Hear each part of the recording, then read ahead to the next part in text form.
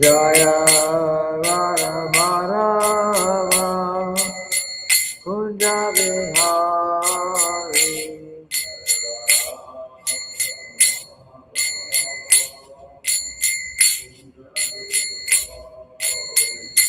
Jaya Radha Madhava Kunja Bihari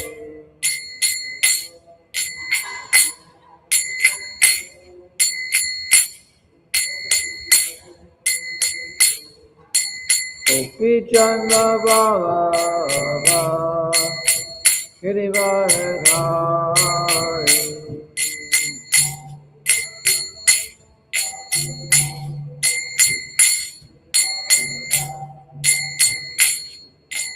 Gopi Chandra Ballabha Girivardhari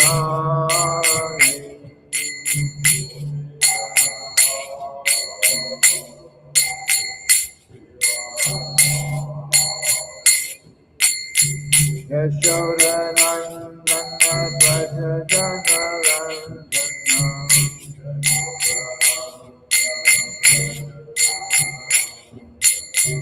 Yamuna Tira Vandachari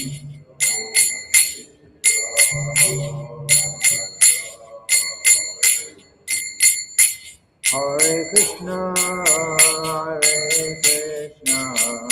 Krishna Krishna Hare Hare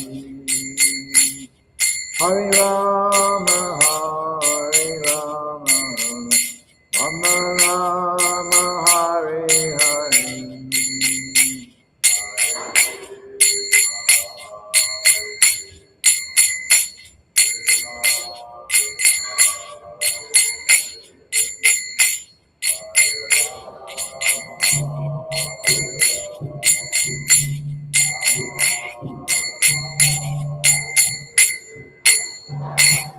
Srila Prabhupada ki jai.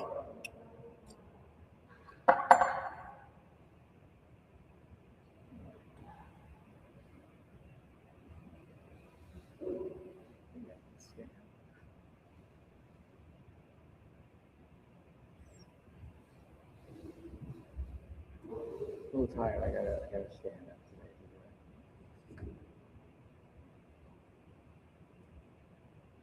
Om Namo Bhagavate Vasudevaya.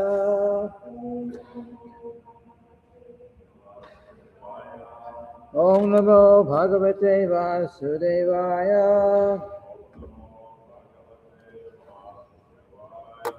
Om Namo Bhagavate Vasudevaya.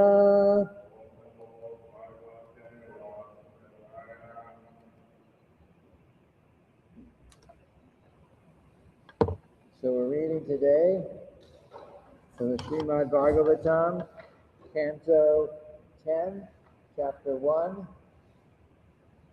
Text 2.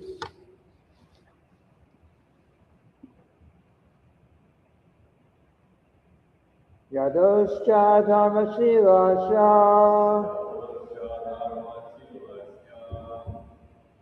vitarang muni sattama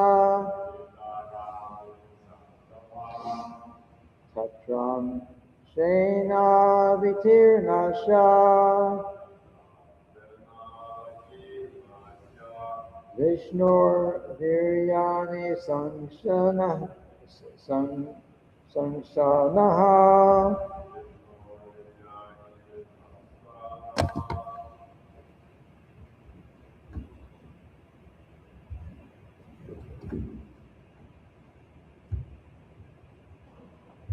Yadoscha Dhammasivasya Nitaran Muni Sattama Tatram Shena Vitirnasha Vishnur Viryani Sanshanaha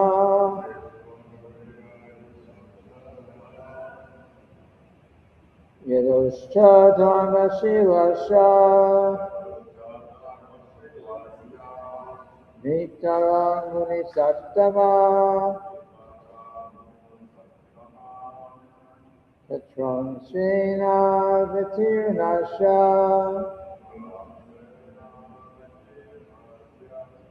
Vishnur Viryani Samshanaha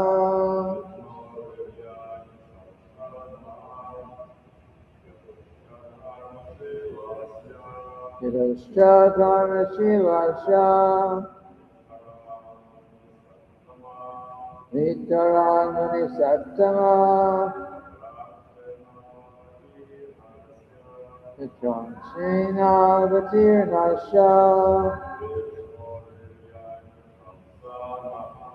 Vishnur Viryani Samshanaha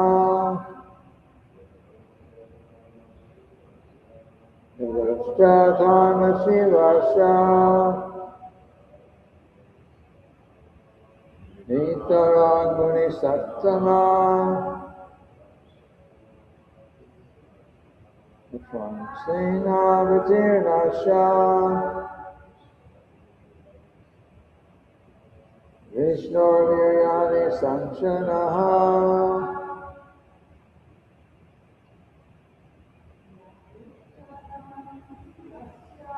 Yudhashcha Dharma Shivasha Vitarang Muni Sattama Tatram Sena Vitirnasha Vishnur Viryani Samshanaha. Word for word synonyms. Yado, Yadaho, of Yadu, or the Yadu dynasty. Cha, also, Dharma Shiva Cha, who were strictly attached to religious principles. Nitaram, highly qualified. Muni Sattama, O best of all Munis, king of the Munis, Shukadeva Goswami. Tatra, in that dynasty, Angshena, with his plenary expansion, Baladev, Avatirnasha, who appeared as an incarnation, Vishnu, of Lord Vishnu, Viryani, with glorious activities,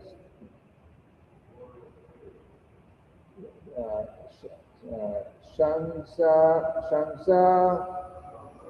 kindly described, Naha, unto us.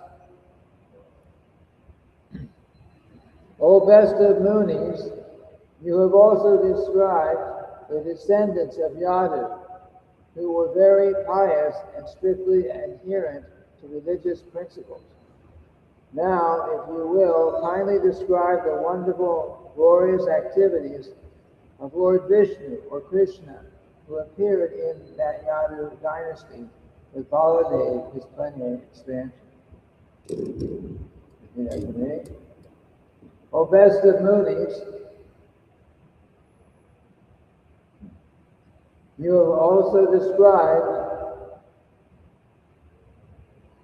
the descendants of Yadu, who were very pious and strictly adherent to religious principles. Now, if you will, kindly describe the wonderful, glorious activities of Lord Vishnu or Krishna, who appeared in that Yadu dynasty with Baladev, his plenary expansion.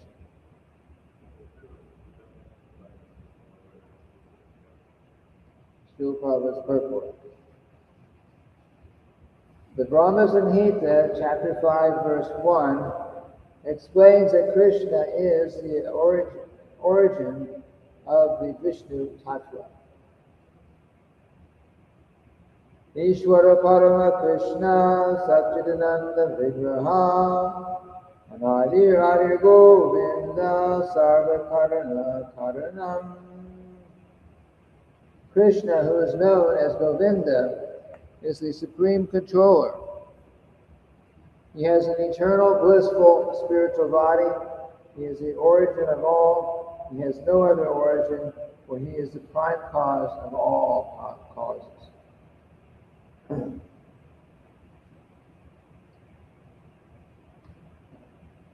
Shaika Nishvashi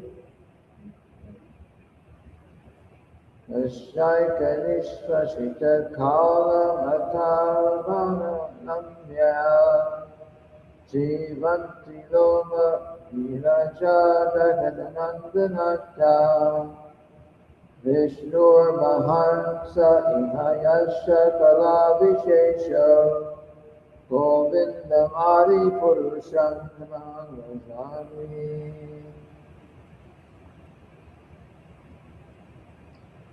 Quote, the Brahmas, the heads of the innumerable universes, live only for the duration of one breath of Mahavishnu.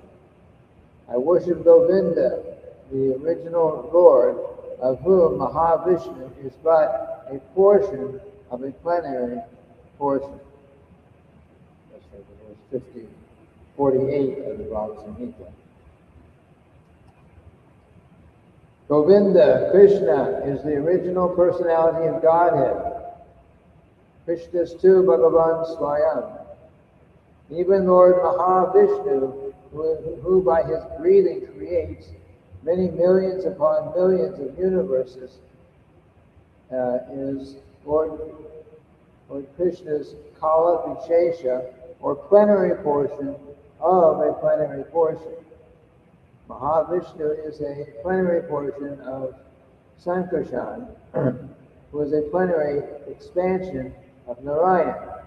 Narayan is a plenary expansion of the Chaturvyuha, and the Chaturvyuha are plenary expansions of Baladev, the first manifestation of Krishna. Therefore, when Krishna appeared with Baladev, all the Vishnu-tattvas appeared with him. Maharaj Parikshit requested Sri Shukadeva Goswami to describe Krishna and his glorious activities.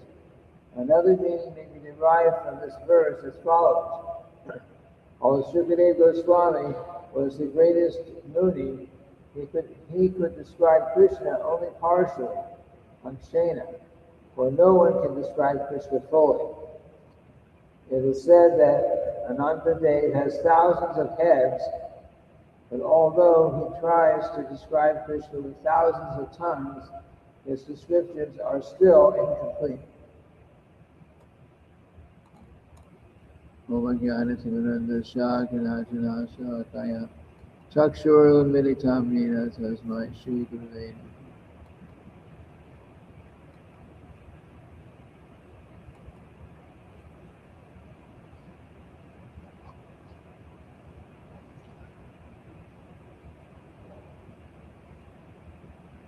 So this is our very basic,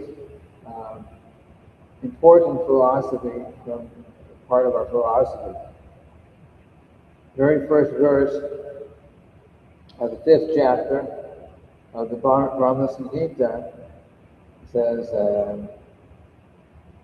the Krishna, who is known as Govinda, is the supreme controller. He has an eternal, blissful spiritual body. He is the origin of all. He has no other origin, for he is the prime cause of all causes.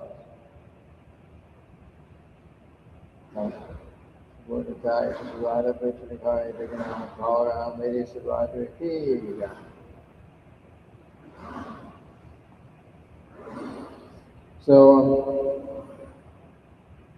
first of all, this is from Brahma Samhita, chapter 5, the first verse of the chapter 5. Bhagavatam Gita actually has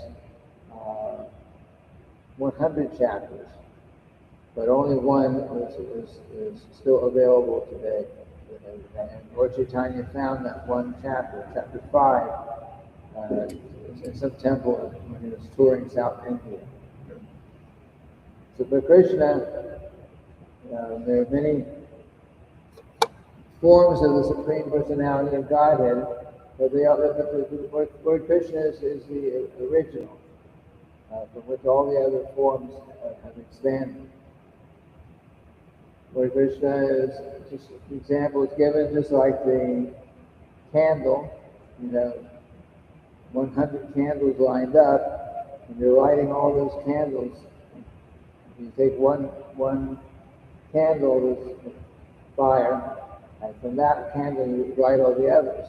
So all the candles are the same, they're all the same power, but one of those candles is the original, the source. So in the same way, Lord Krishna, he has so many different forms. Just like in the material world, someone might be a very, very, very wealthy person, and they may have many servants, employees, and so on like that. And so the person is giving some direction, but he's having, ideally he has all his managers and employees and everyone taking care of everything in his company or his work without any, and all he has to do is just oversee them a little bit. That's ideal anyway.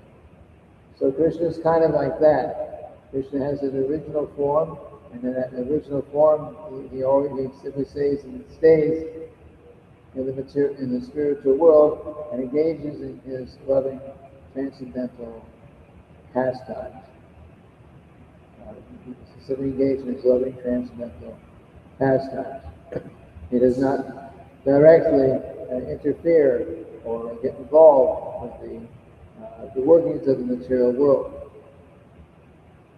But he expands himself in his different forms, his Baladev and the 4 quadruple expansions, Pradyumna, Aniruddha, Sankarshan, and one other. And those forms also expand the second time. So the Lord appears in many, many, many different forms. Here Srila Prabhupada mentions the Mahavishnu. Mahavishnu is simply an expansion of an expansion of an expansion of an expansion of Krishna. But he's so great, he's so large, he's so powerful. And Mahavishnu, this from his breathing, from the pores in his skin, whole universes are being manifested. When we breathe, we simply have some germs and other things in the breath, or in our pores of our skin means perspiration. Perspiration, there's so many dirty things within that. The Lord Vishnu, Mahavishnu, he is so big and he's so powerful that entire universes are manifested from within his body. And of course he has his sense of time is very different than our sense of time, because Lord Vishnu, Mahavishnu, when he breathes out and it breathes in again, he creates and then he destroys all the universes. So, and within those universes that he's creating and destroying, there's always a Lord Brahma. So at least in our universe, Lord Brahma's lifetime is very long. His lifetime is actually one breath of Mahavishnu, described here. Or Brahma's lifetime is, how should I describe it? It's, one day is one day of Lord Brahma is 1,000 times the 4 ages, and the night is the same. So as it is 8,640,000,000 years, it's one day. And he has 30 such days in a month, 12 such months in a year of his time, and 100 years of that lifetime. So his lifetime is 311 trillion years plus, more than 311 trillion years of our years. It was simply his lifetime for Brahma. That great long lifetime of Lord Brahma is simply one breath of Mahavishnu. So we can imagine the position of the Supreme Lord. And Lord Krishna is the source of Mahavishnu. He's simply in Vrindavan, Goloka Vrindavan, enjoying with his friends. Just like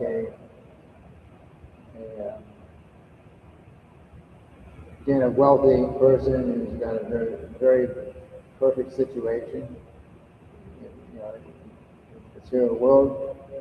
He can be running his whole company, everything can be running so much well with so many different managers, and he wants to take the day off and go out, play golf or something like that. He could do that.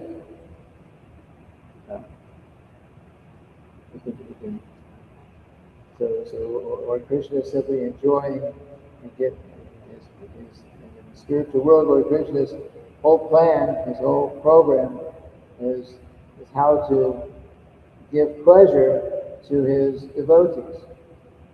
To do different things that will make his devotees happy with him. And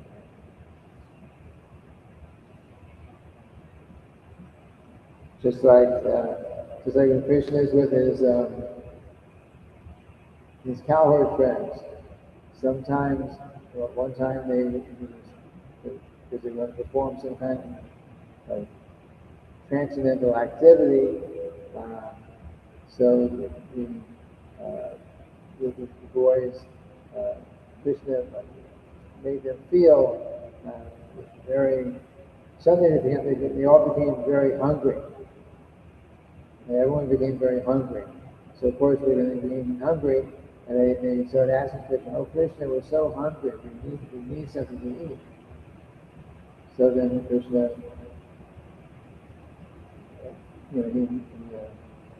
he said, "Oh, you have something? You want something to eat? Here, I know there's some brahmanas over there down the road. They're performing some Vedic ritualistic, materialistic sacrifices. Go there and ask them for some prasad.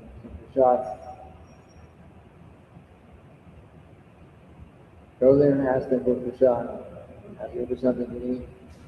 So the boys went and asked on behalf of Krishna and Balaram, "Oh, my dear Brahmanas, please kindly, Krishna and Balaram, they're hungry and they're asking, please give us something to eat for Krishna and Balaram and all of us." But the Brahmanas were thinking, "Oh no, we're performing our great ritualistic sense."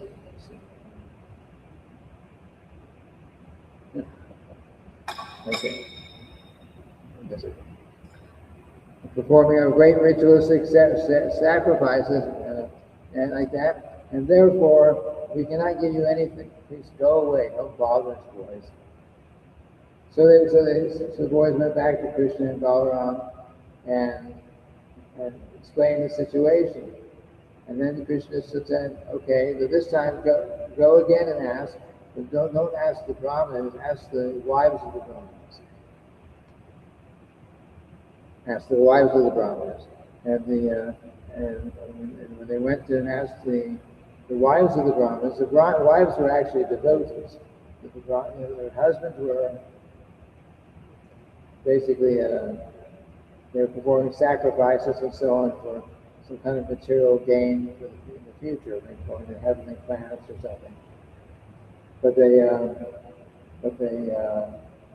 the wives were actually devotees. So as soon as the wives of the Brahmanas heard that Krishna and Balaram were there and they were hungry and they wanted some food, they immediately took everything that they had there that was supposed to be part of the sacrifice and immediately delivered it to Krishna and Balaram, and to all the boys. This was there. So anyway, Krishna made these arrangements. Otherwise, the boys wouldn't have been feeling hungry at that time. But he made them feel hungry just to perform this pastime, giving special blessings to the wives of the Brahmanas who were devotees.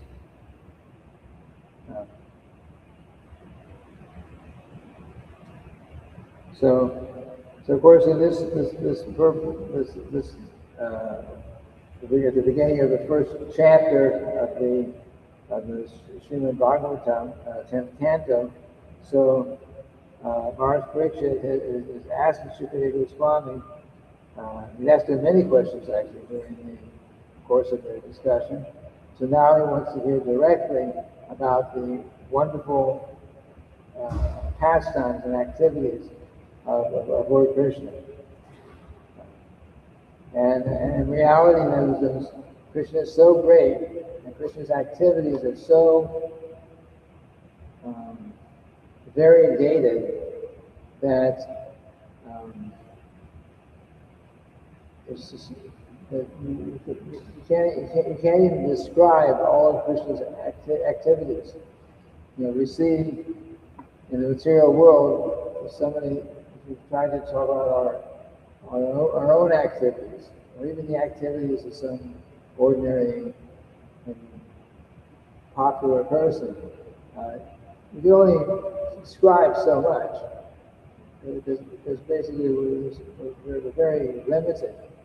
But Krishna, his activities not only are they most wonderful, but his activities and his pastimes are so variegated that you can go on describing Krishna's activities, his qualities,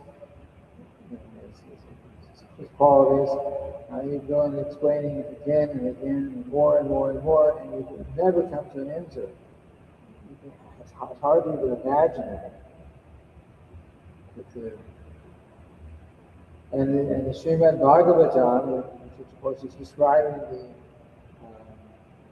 these pastimes of the Lord, we have what we have on this planet. It's said that in the higher planets, the Srimad-bhagavatam is much larger, much more expansive than it is here. And Ananta Shesha, who is actually an expansion of Lord Balaram, who was very Zen Buddhism. He's got thousands of heads. He's a big snake with thousands of heads. And each one of those heads, each one of those mouths, he's speaking the glories and the pastimes and the qualities of Lord Krishna constantly. Since the beginning of time, he's speaking with thousands of heads, and each head he's describing these wonderful qualities and pastimes and so on of Lord Krishna. And even after thousands, I think it's from the beginning of time, so we can't imagine.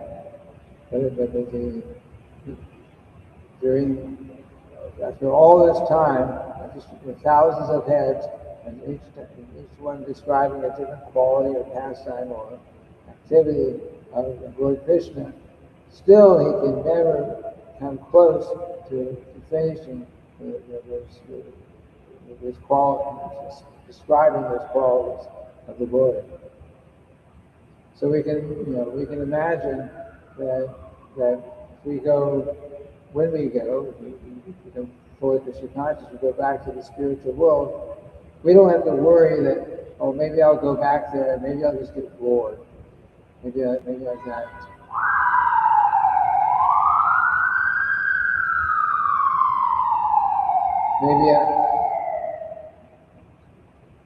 Maybe if I go back to the spiritual world, maybe there's nothing to do. Maybe it's just like here. But no, we have that faith, but that in reality, in Krishna and in the spiritual world, everything is unlimited. You see Krishna's pastimes. Krishna's pastimes are unlimited, and not only that, but sometimes Krishna makes a little adjustments in his pastimes.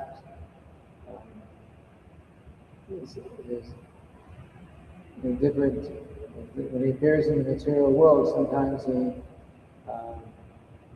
in one Dwapara Yuga, when he appears sometimes, he acts in one way, and sometimes there's a little difference in the pastime. When it kind of appears in the material world the next time. But in the spiritual world, everything is completely unlimited.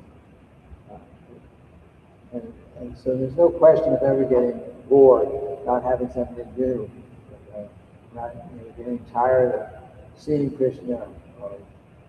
And not only that, but in the spiritual world, we become not only that we can say, okay, it's nice, I saw something this yesterday, but actually in reality, in the spiritual world, we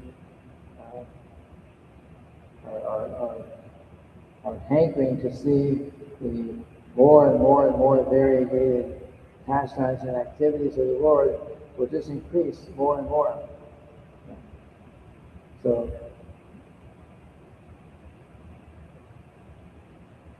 So we are. This is our position. We simply have to follow the process, and fully engage in our practice of devotional service. Just in this lifetime, just finish up in this lifetime. Finish up our business in this material world. We go back to the spiritual world, and there we will enjoy. And sometimes we may think, if I've been here for millions and billions and trillions of lifetimes, and I go back, what if I make a mistake and I come back here again? Get entangled all over again.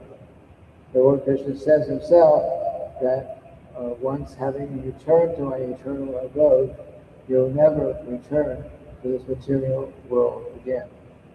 Of course, we could come back just to preach, but then we'd be pure devotees and actually completely attached to Krishna.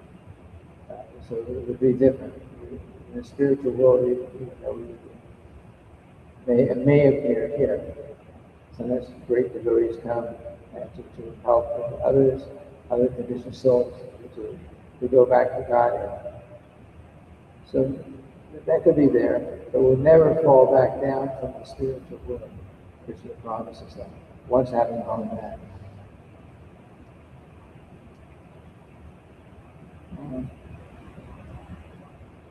So I think I'll end here for today.